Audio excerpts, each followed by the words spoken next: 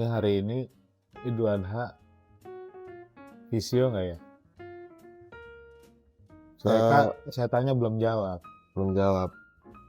Ya kalau berkenan Jadi beliaunya. gua nanya, takutnya dia punya agenda mau nyate mau apa kan? Heeh.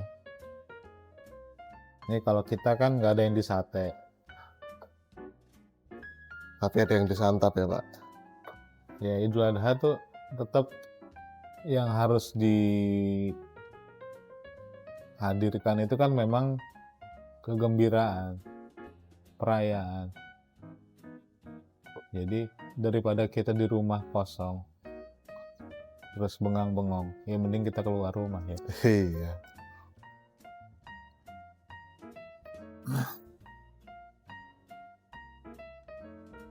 Nah saya tuh lagi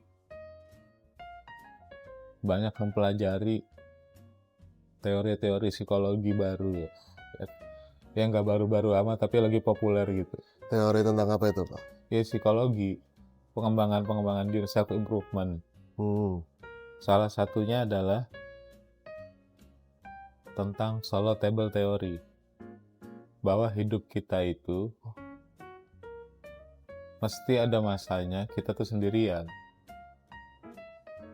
nggak bisa harus selalu bergantung sama orang lain. Nah solo table itu ngajarin kita tuh kayak kita duduk di meja sendirian.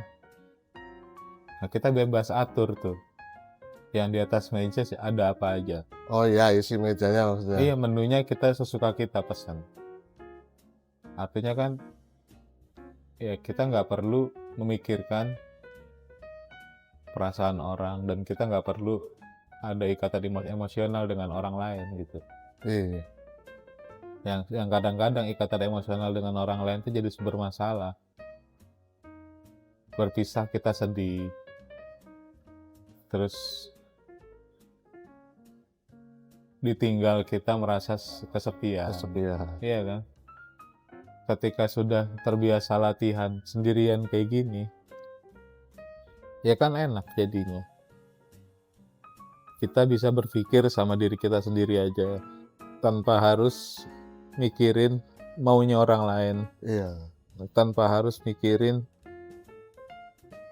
pas lagi makan ini kita makannya terlalu cepat atau terlalu lambat gitu. Bisa benar-benar kita nikmatin itu. Menikmati ya. Iya.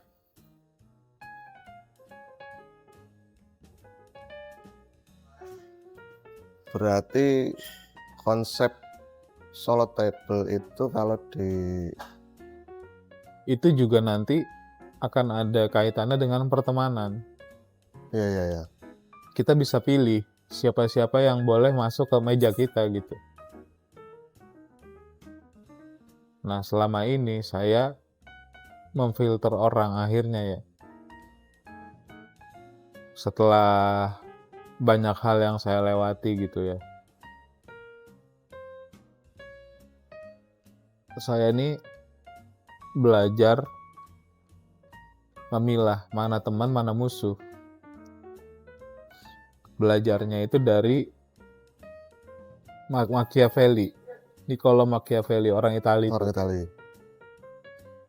Yang bukunya terkenal tuh The Prince itu ya, The Prince. Atau Il Principale itu. Artinya dengan solo table. Enggak, dia bilang gini. Kalau ada temen lu duduk bareng musuh lu, lagi ngelihat mereka duduk berdua di meja yang sama antara teman sama musuh, maka yang lagi lu lihat adalah dua orang musuh. Gitu aja. Iya. Dan itu kan diterjemahkan sama Francis Coppola yang bikin film Godfather itu loh. Jadi kutipan populer tuh.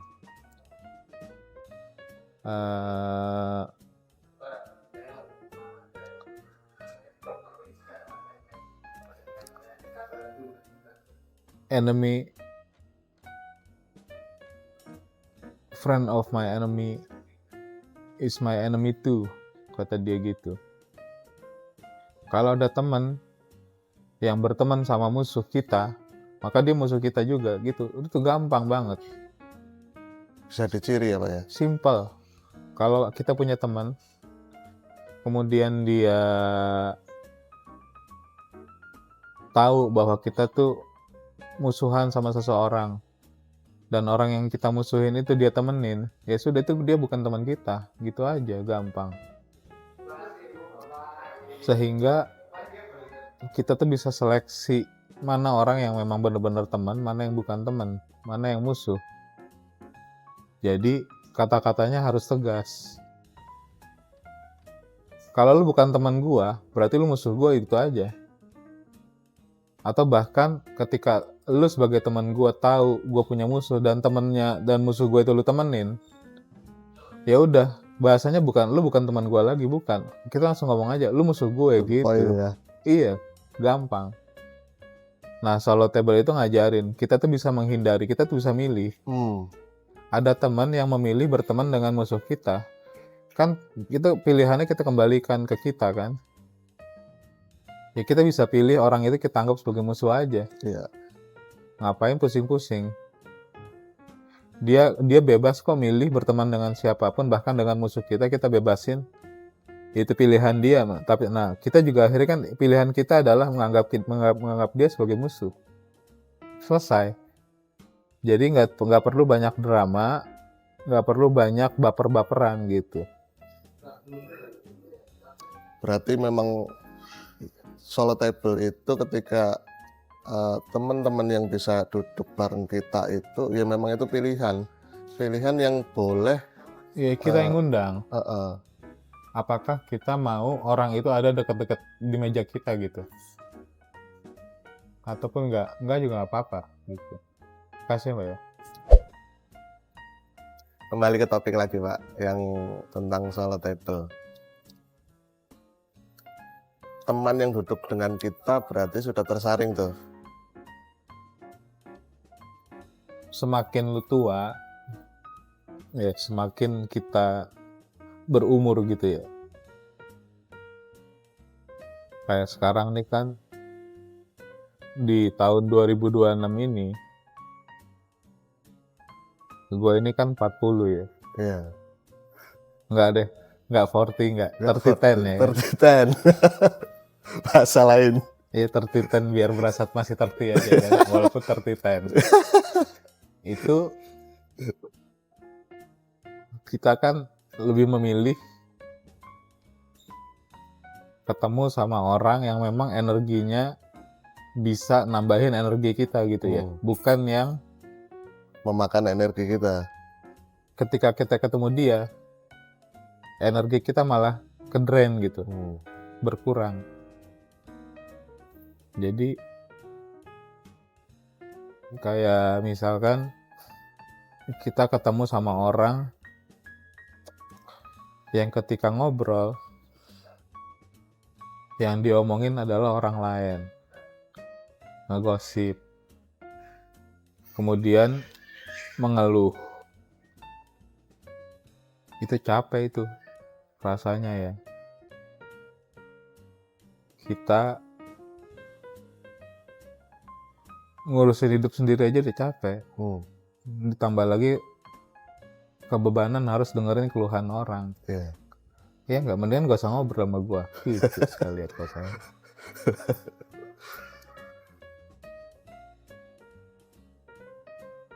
Sadar tanpa sadar kalau ketemu dengan orang yang begitu, energi kita malah yang kesedot ke sana, atau malah sebaliknya ya. Ya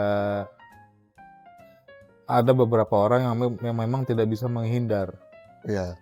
Misal ya, kalau pekerjaan kita adalah seorang psikolog atau seorang ustadz yang memang sering didatangi orang dengan masalah dan dia dituntut untuk harus mendengarkan, itu nggak bisa milih. Tapi mereka tuh orang-orang yang sudah terlatih menghilangkan empati. Jadi ada orang yang cerita ke kita nangis-nangis masalah begini begitu, ya sudah kita lihat aja sebagai pihak ketiga gitu loh. Iya. tanpa kita harus ikut sok-sokan ngerasain. Pura-pura simpati itu capek tuh begitu tuh. Pura-pura simpati itu capek. Capek. Dan bisa dibus dengan kopi itu, Pak. Hah? Dibus dengan kopi. Iya. Nyemangatin aja daripada capek dengerin orang. Iya. Kita ngopi sama orang yang kita nggak suka, ya Kak? Kopinya jadi nggak enak. Ya? Seenak-enaknya kopi itu ya. Iya.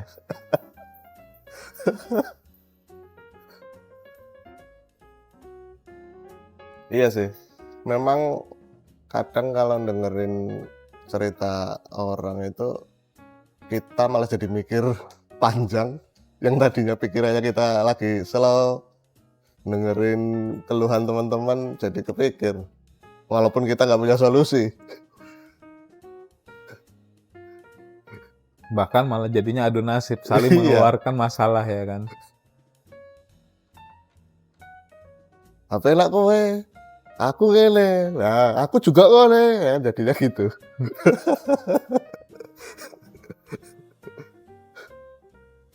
Tapi menarik Pak itu teori solo table. Saya baru tahu itu malah. Ada teori solo table.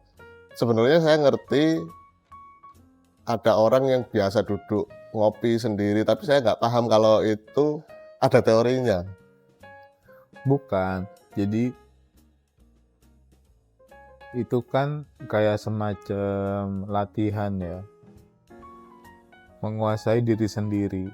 Kenapa? Karena kita sumber masalah manusia itu adalah berusaha mengontrol apa-apa yang bukan wilayahnya dia gitu loh. Kalau kita sudah bisa pilah, ya udah wilayah gue cuma meja ini gitu. Ngapain pusing? Ini duluan aja nih. Tapi anak-anak nggak komplain. Bapaknya nggak pulang Idul Adha. Enggak. Udah kasih tahu kalau besok pulang kan.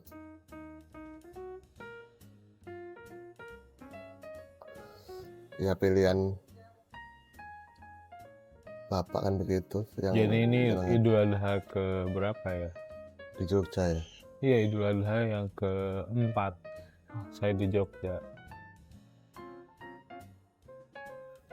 Jadi pernah ada waktu ya, pas menjelang bercerai itu, saya mau pulang ke Jogja, ke Bekasi.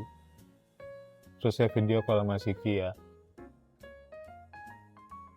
anak saya yang paling kecil.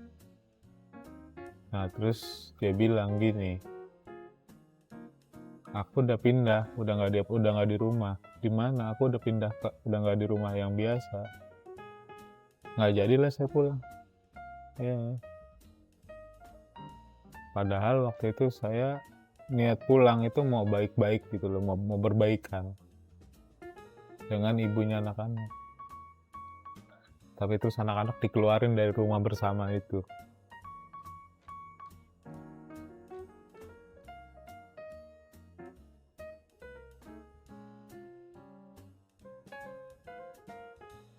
Ya udah sekarang akhirnya setiap Idul Adha nggak pulang. Idul Adha selalu di Jogja. Saya lupa tahun lalu ya. Tahun lalu di mana ya? Ya kayak di Jogja juga deh.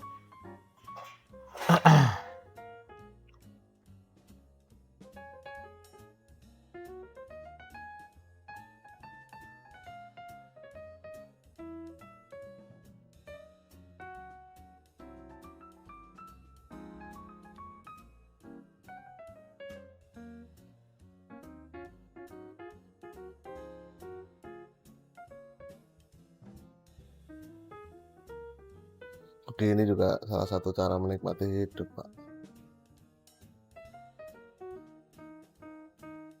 Ya bukan. Yang penting itu kita cukup fokus pada diri kita, pada hidup kita gitu ya. Tanpa harus membandingkan hidup kita dengan orang lain. Iya kan? Iya, nikmatnya di situ. Ya kalau kita lihat orang nih lagi liburan, satu keluarga berenang bareng, anak istri, suami istri sama anak gitu ya. Nah, kalau kita yang lihat dari sisi kita kan kita jadi sedih, jadi ngiri gitu, jadi pengen juga kan. Tapi siapa tahu si bapak itu yang lagi nemenin anak sama istrinya berenang itu ngelihat kita, wah enak tuh sama bapak, nyantai bisa ngopi, bisa Bisa ngerokok, nggak ada yang ngomelin ya kan. Nah kalau kita bisa fokus syukur sama hal-hal kayak gitu aja, tanpa kita iri dengan hidup orang lain, maka kita bisa kok happy gitu loh. Dan kita jangan fokus pada kita nih lagi jauh dari anak, jauh dari keluarga. Fokusnya jangan ke situ. Karena kan kembali lagi kita mau lihat kesendirian kita ini itu sebagai kesepian atau kebebasan. Iya kan? Pulang gak ada yang nungguin, bangun gak ada yang bangunin. Itu mau dilihat sebagai kesepian atau kebebasan, tinggal dipilih aja. Dan pilihannya kita yang nentuin. Menurut saya itu esensi dari solo table teori itu. Bahwa ini meja makan, meja ini domain kita. Ya kita biar atur apa-apa yang bisa kita atur sendiri aja. Kalau kita nggak bisa atur ya udah nggak usah kita atur.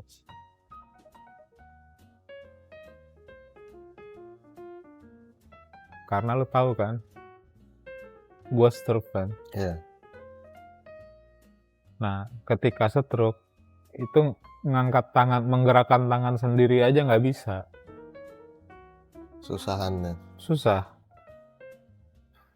Bisa ngerokok pakai tangan kiri itu udah seneng banget. Nikmat juga. Gembira ya Pak ya. Nah artinya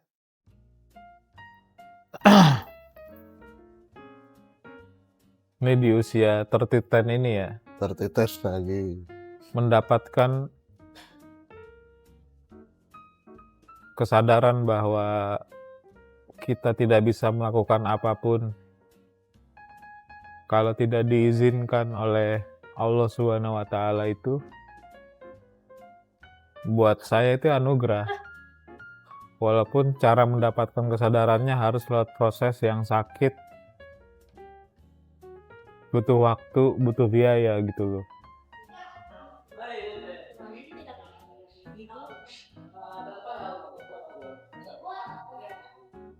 Jadi yang namanya Machiavelli itu ya, dia itu tadinya pejabat di kekaisaran Roma lah. Kemudian dia sempat dipenjara 22 hari. Ketika di penjara itu, dia itu dihukum dengan cara yang sangat menyakitkan, disiksanya. Diikat pakai tali tambang, terus dijatuhin tangannya sampai bahunya tuh copot. Nah, saya kan tanpa begitu udah ngerasain sakitnya. Tangan kiri nggak bisa diangkat, itu sakit banget. Nah, setelah keluar dari penjara itulah dia bikin buku El Principa itu. Yang di dalamnya prinsip-prinsip hidup. Bukan. Karena usia dewasa dia habiskan sebagai orang pemerintahan ya. Maka di situ banyak jadi rujukan untuk para politisi. Bagaimana cara merebut kekuasaan dan juga bagaimana cara mempertahankannya. Nah, itu kan dilakukan sampai sekarang oleh para politisi kan. Pokoknya Segala cara itu halal dilakukan untuk mempertahankan kekuasaan. Yang penting negaranya aman. Yang penting stabilitas pemerintahannya kondusif gitu loh. Udah.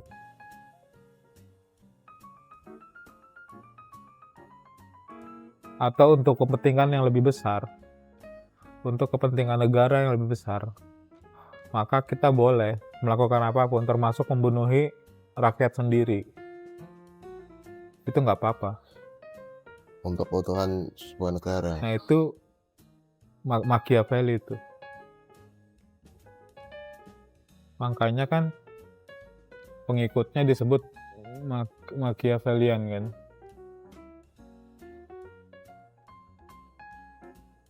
Nah politisi-politisi sekarang tuh begitu. Karena kiblatnya ke sana. Karena yang dikejar dan dipertahankan adalah kekuasaan. Bukan kemuliaan gitu loh. Sedangkan kita nih orang Islam kan bisa belajar lah dari Nabi Muhammad. Bagaimana beliau sebagai pemuka agama dan sebagai kepala pemerintahan itu tidak fokus pada kekuasaan tapi pada kemuliaan. Sehingga cara-caranya juga bukan yang menghalalkan segala cara, yang semuanya boleh gitu loh. Jadi Nabi Muhammad itu ketika kembali memasuki kota Mekah Setelah hijrah. itu kan dia bisa membalas dendam gitu loh ya, membalas perlakuan jelek warga Mekah di awal-awal ketika beliau berdakwah kan. Nah Mekah dia taklukkan, itu kan tidak ada satupun orang yang disakiti, tidak ada satupun tanaman yang dirusak, kan gitu. Padahal bisa melakukannya, melakukan kerusakan untuk membalas dendam gitu ya, atau untuk sekedar menunjukkan kekuasaannya. Ya bahkan Rasulullah kan tidak membunuh non-Islam yang tidak melawan. Ya intinya itu, tidak ada satu orang pun yang dibunuh, tidak ada satu tanaman pun yang dirusak. Dan itu kan dicontohkan oleh para pemimpin setelahnya, setelah baginda Nabi mau wafat ya. Bagaimana seorang Umar bin Khattab, orang yang galak, yang keras, yang sukanya main pedang gitu loh, itu bisa keliling meriksain rumah-rumah warga apakah ada yang kelaparan atau enggak gitu. Dia manggul beras malam-malam, nggak bawa kamera. Kan beda sekarang, ada pejabat, ada bencana, dia manggul beras. Iya enggak? Lewat lumpur. Iya, bawa kamera. Nah, so-soan mau jadi Umar bin Khattab.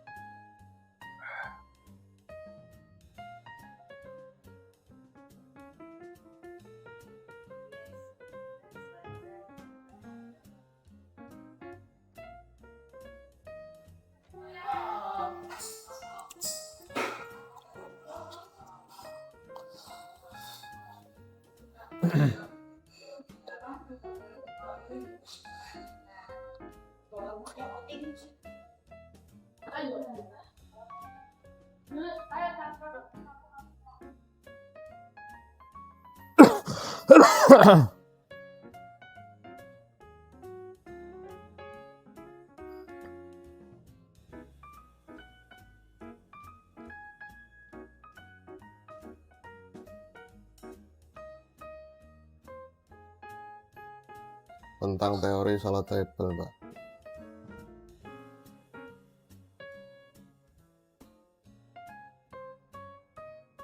beberapa waktu juga saya merasakan itu, tapi saya nggak ngerti kalau itu teori solo table. Enggak, kita tanpa sadar kita praktekin tuh. Nah, di kasus saya prakteknya itu berat banget. Dalam kondisi stroke di rumah sendirian. Nah, tapi yang saya temukan malah ya, ketika saya terbangun ya kemarin tuh, kebangun tidur jam 2 pagi, terus duduk di sofa itu, nggak pegang handphone, nggak nyalain TV, cuma bengong aja sambil ngerokok gitu loh. Nah, itu enak ternyata.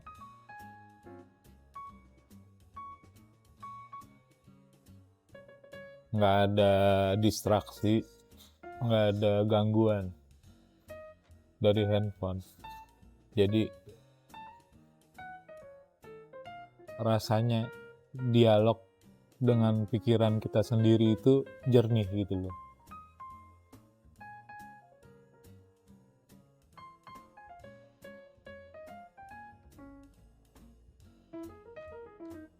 Nah, itu kan salah satu cara latihan untuk menjadi kosong.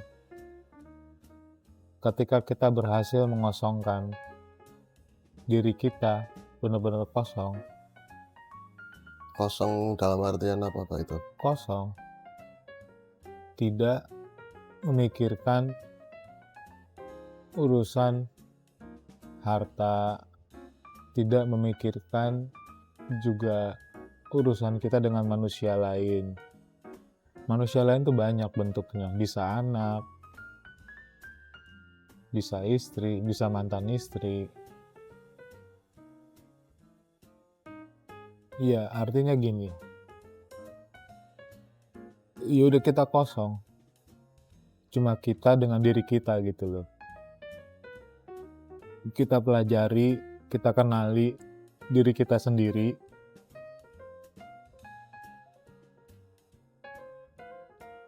Maka, tapi terus harus disadari dengan bahwa kita ini sebagai kita adalah makhluk yang tidak punya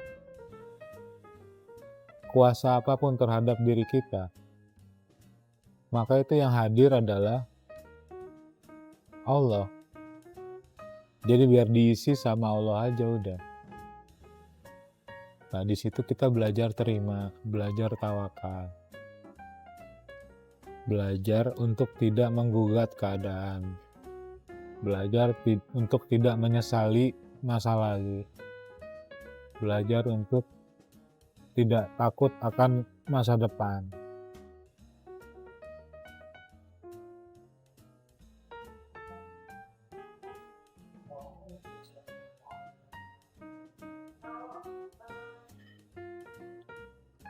Jadi udahlah, kita nggak usah cari backing yang aneh-aneh. Udah backing kita Allah aja lah. Tuhan semesta ya. Iya.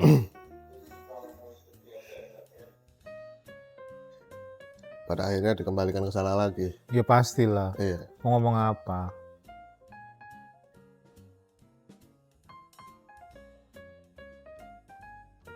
Ya kalau masih usia 20-an kan merasa masih badan sehat, umur masih panjang.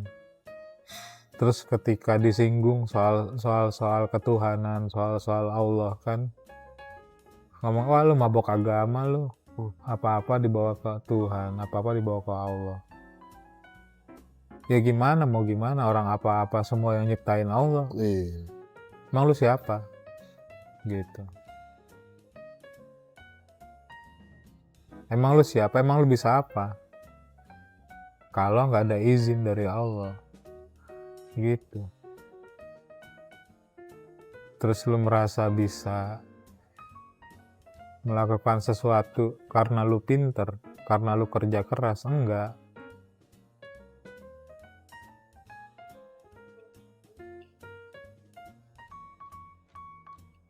Semua atas izin Allah.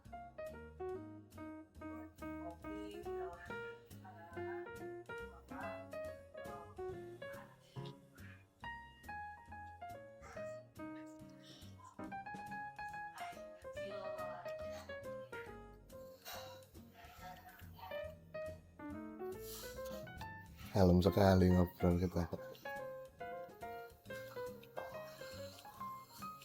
Pagi mendung.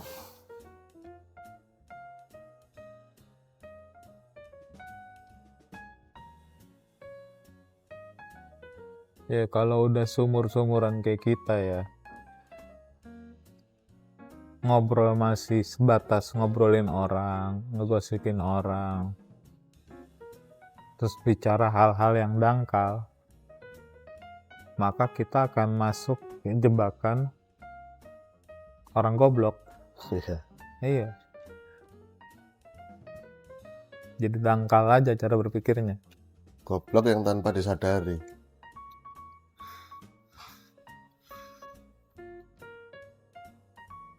Tidak punya kesadaran itu goblok. Wih.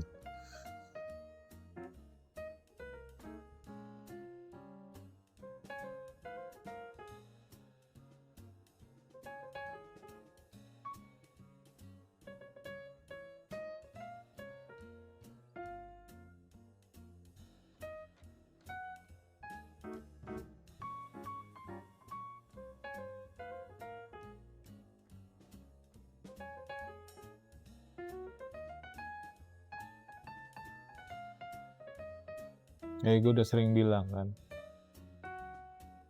bahwa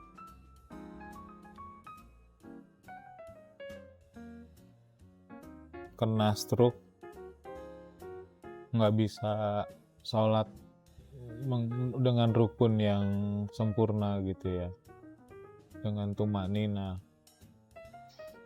Itu tuh bukan hukuman, ya enggak? Bukan hukuman karena sebelumnya nggak sholat, bukan. Tapi nggak bisa sholatnya, itu jadi hukuman menurut gue. Nggak bisa sholatnya. Iya, bukan stroke-nya. Karena gue baru sadar, ternyata gue yang butuh sholat.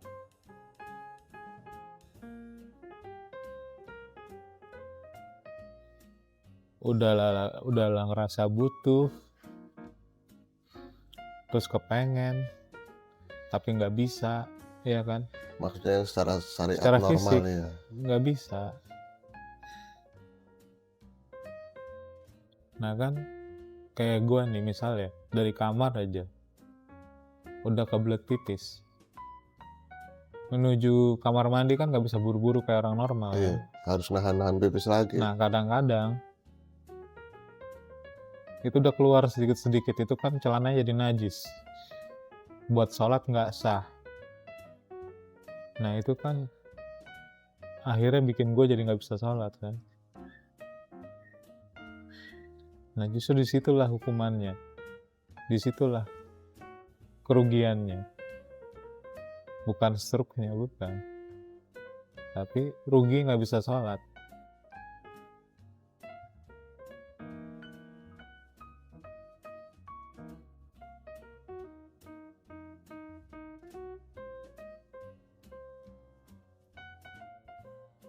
Ketika sehat, kesempatan untuk bisa sholat, memenuhi panggilan Tuhan itu kita sia-siakan, itu kan nyesal tuh.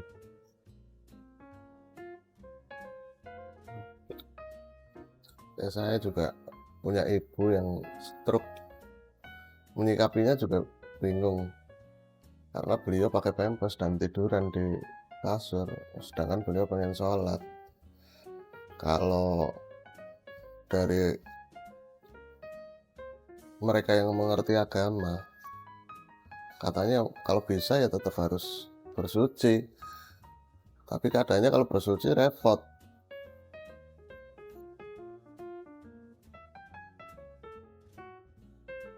Ya mungkin yang jenengan alami begitu juga kali, dengan kenajisan yang tadi itu.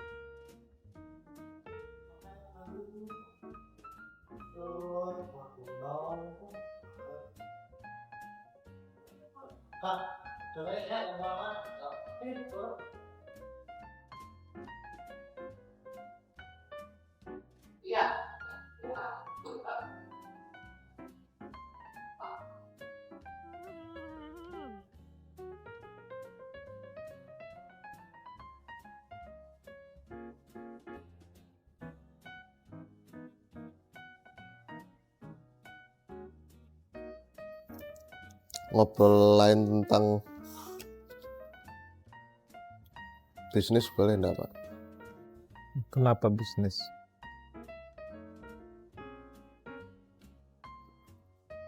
Ya tidak harus tentang bisnisnya sih, maksudnya tentang diri saya. Semisal saya mengalami sempat stagnan di perasaan yang bahwa sekarang saya tidak bisa nih, yang akhirnya terbuka dari pertemuan kita bahwa salah satunya yang tadi, jangan dolim kepada diri sendiri.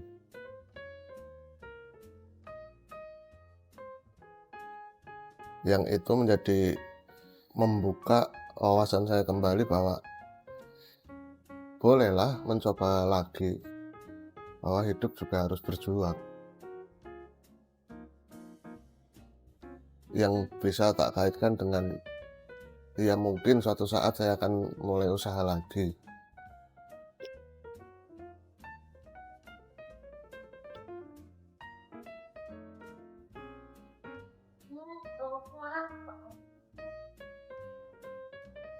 Konteks zalim terhadap diri sendiri itu apa?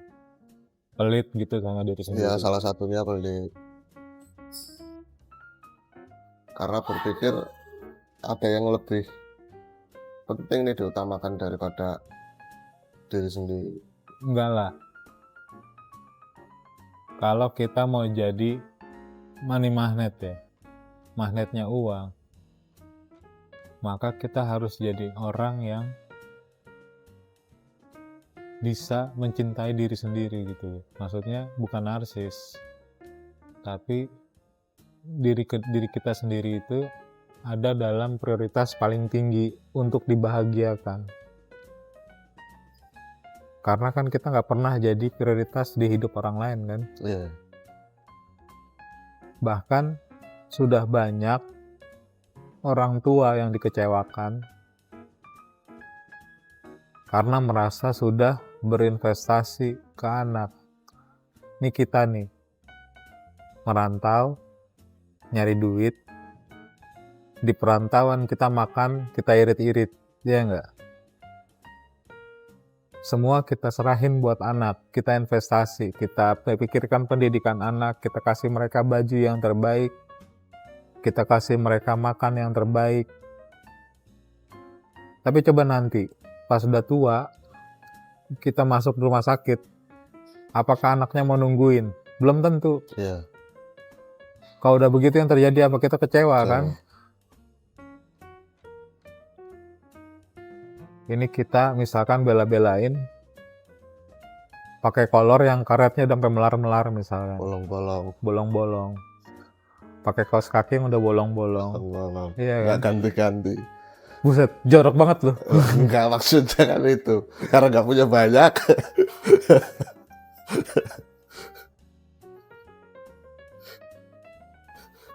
Semisal saking ngiritnya sih, kalau saya enggak, Pak. Nah iya, itu kan kita lebih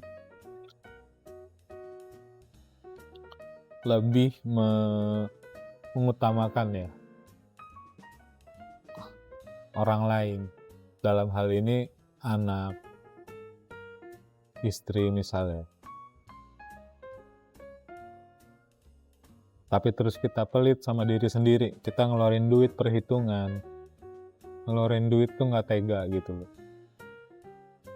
Nah nanti duitnya juga bakal nggak tega datang ke kita. Nggak bakal mau dia datang lagi. Kata duit, gue dibelanjakan dengan cemas. Ngapain aku ke situ? Ngapain gue datang ke situ lagi?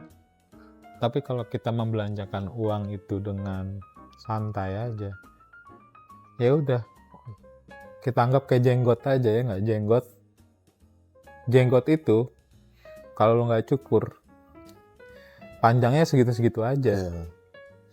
Iya kan, tapi jenggot cukur bersih terus dia pasti tumbuh lagi gitu. Tapi dalam artian itu tidak pemborosan ya, maksudnya ngeluarin uang nggak usah dipikirin gitu. Iya, misalnya mengeluarkan uang ketika kita butuh tapi terus kita tahan-tahan, itu salah. Misalnya butuhnya apa, gue butuh beli insulin karena gue udah sakit. Nah, beli insulin, beli yang mahal sekalian biar diabetesnya tertangani dengan baik,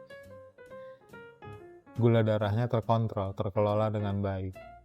Tapi karena kita pelit sama diri sendiri, ya udah kita beli yang murah aja, minum obat aja, obat warung yang murah, satu strip cuma berapa, nggak nyampe 10.000 gitu ya. Karena eman.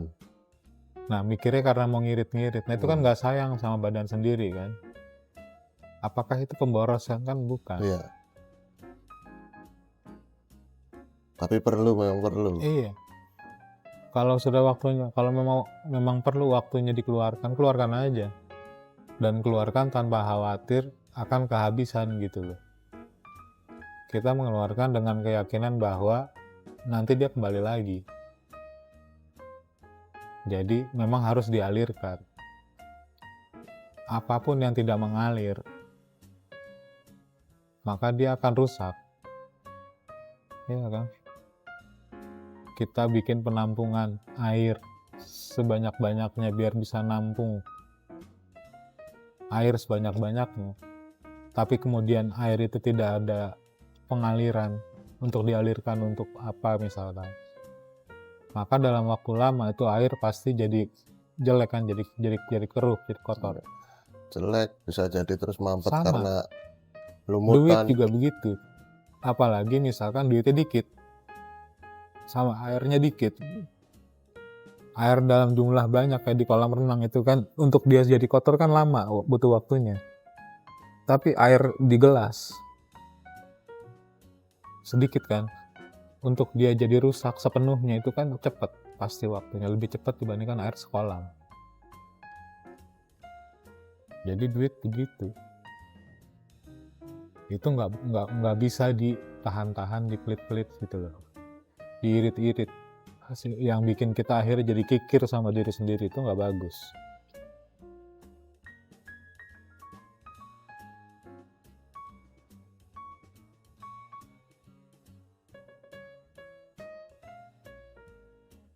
Malah jadi penghambat rezeki. Iya, malah jadi karena nggak ada yang keluar, jadi nggak ada yang masuk, jadi seret yang masuk. Tapi bener sih Pak, maksudnya dulu waktu saya ketemu jenengan itu, saya punya celana panjang itu tinggal 3, dan memang karena posisi kayak gitu, dolim dengan diri sendiri, akhirnya satu sobek. Kita itu bapak-bapak ngerasa keren kan, ketika kita bertindak kayak gitu, kita merasa itu heroik, padahal enggak.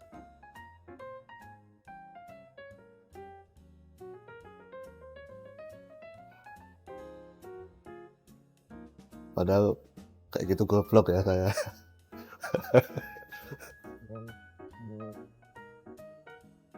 Ya enggak, itu natural kok. Kalau ada laki-laki lebih mikirin orang lain, termasuk keluarganya, orang-orang terdekatnya, tapi nggak mikirin diri sendiri, itu biasa kok. Iya nggak? Kita ini kan simple, bisa ketemu nasi, kuah sama sambel, udah kenyang kan, selesai kan, udah beres kan. Yang penting bisa ngerokok lah, udah. Yang lain Yang bisa penting dinego. yang lain biar yang lain duluan. kita belakangan.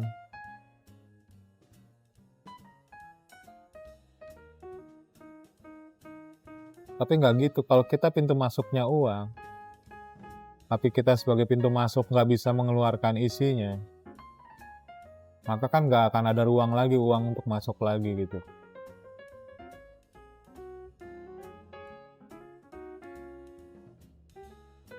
Iya, saat itu juga jenengan mengatakan jangan dolim dengan diri sendiri atau dengan pelit dengan diri sendiri. Pulangnya saya beli celana itu.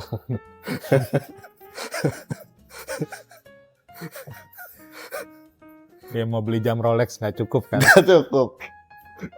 Terlalu tinggi angan-angannya kalau itu.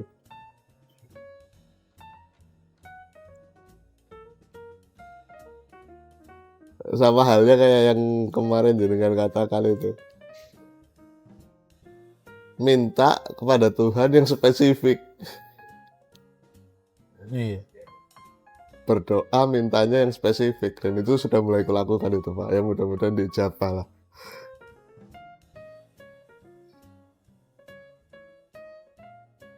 Ya memang doa ambigu sih dulu.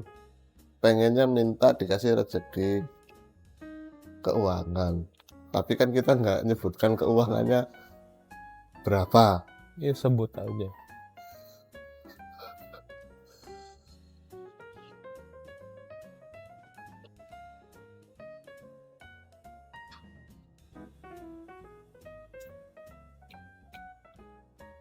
Ya kan kayak gitu juga kan pelajaran dalam bentuk ekonomi kan.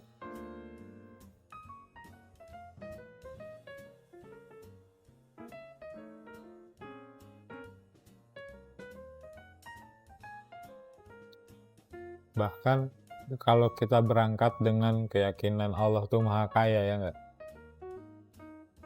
Maka kita minta aja. Kalau dari sisi uang ya, atau dari sisi kekayaan, minta setidak masuk akal mungkin. Misal ya, hari ini kita hari-hari masih pakai Honda Beat misal ya. Maka kalau bisa mintanya tuh yang nggak masuk akal. Ya Allah, saya minta mobil Mercy G-Wagon misalkan. Yang paling tinggi lah, G500 misalnya. Atau G63 sekalian.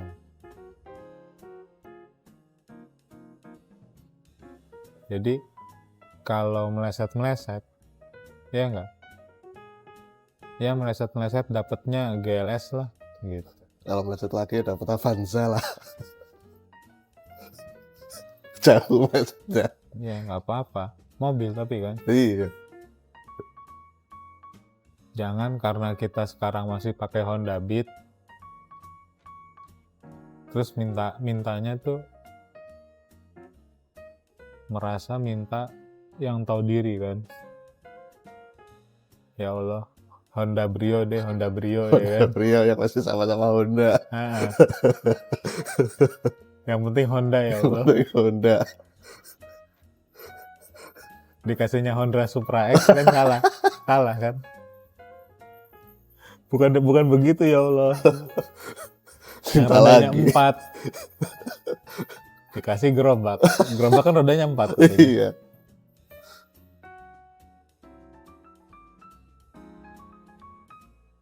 Tapi dulu saya nangen-nangen tuh. Punya duit 10.000 triliun. Dan itu akhir-akhir ini nggak bisa nangen konyol begitu Pak. Punya duit 10.000 triliun. 10.000 triliun itu berapa? 3 kali lipatnya APBN Indonesia kan? Iya. APBN kita kan cuma 3.000 triliun. Bikin negara sendiri loh ya. Bikin negara sendiri.